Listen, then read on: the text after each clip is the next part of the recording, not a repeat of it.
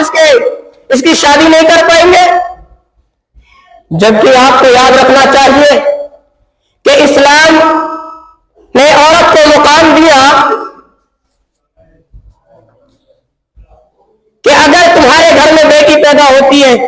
تو اللہ کے نبی صلی اللہ علیہ وسلم نے اس کو برکت قرار دیا ہے کہ لڑکی کے پیدا ہونے سے تمہارے گھر میں برکتیں نازل ہوں گی۔ اللہ کے نبی صلی اللہ علیہ وسلم فرماتے ہیں کہ جس شخص نے اپنی بیٹیوں کی اچھی طریقے سے پرورش کی، اچھی طریقے سے کھلایا پلایا، اچھی طریقے سے تعلیم انہیں دی، اور جب وہ جوان ہو جائے تو جوان ہونے پر اس کے لیے ایک اسلام کا پابند شوہر کا انتخاب کیا، تو وہ آدمی میرے ساتھ قیامت کے دن ایسے ہوگا